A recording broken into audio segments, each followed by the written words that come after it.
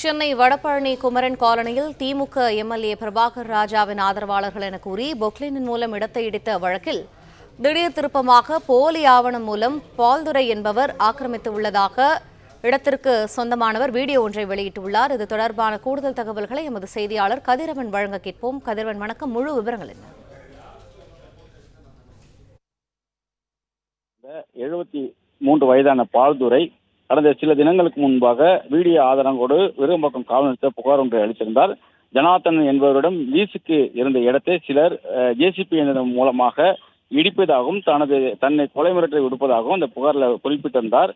குறிப்பா எம்எல்ஏ பிரபாகராஜன் தொடர்புடைய ஆதரவாளர்கள் என கூறிக்கொண்டு தங்களை மிரட்டுவதாகவும் கூறியிருந்தார்.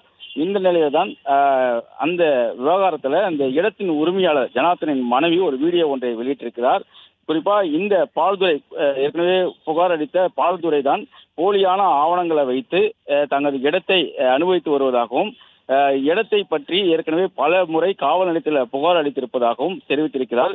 குறிப்பா தனது கணவர் ஜனார்த்தனன் 2019ஆம் ஆண்டு உயிரிழந்ததாகவும் உயிரிழப்பதற்கு முன்பாக கூட 3 மாதங்கள் முன்பாக வடபழனி காவல் நிலையத்தில் புகார் அளித்திருப்பதாகவும் வடபழனி போலீசார் விசாரணைக்கு அழைத்த போது தன்னால் காவல் நிலையத்துக்கு வர முடியாத நிலையில வீட்டிற்கு வந்து விசாரிக்க கூறியதாகவும், ஆனால் அவர்கள் வராமல் அந்த புகார் மனு கிடப்பில் போடப்பட்ட நிலையில 2 மாதங்களுக்கு பிறகு அவர் உடல்நலக்குறைவால் உயிரிழந்ததாகவும் தனது வீட்டில் விசாரணை நடத்துமாறு காவலரிடம் கோரிக்கை வைத்த போதும் அவர்கள் நிறைவேற்றாதனால தொடர்ந்து இந்த ஆக்கிரமிப்பாளராகக்கூடிய பால்துரை எங்கள் சொத்தை மகிழ்ச்சியுடன் ஆக்கிரமித்து அதை தனது வணிக மற்றும் தனிப்பட்ட லாபத்துக்காக பயன்படுத்தி வருவதாகவும் குற்றச்சாட்டுகளை முன்வைத்திருக்கிறார்.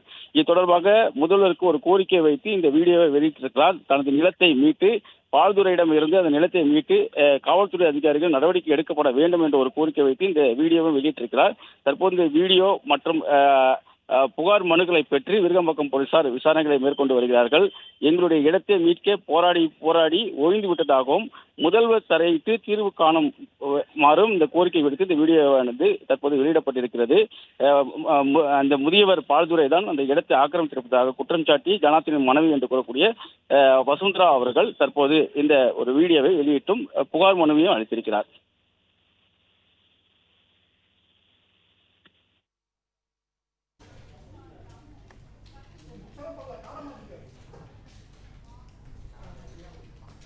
நன்றி கதிரவன், விரிவான தகவல்களுக்கு.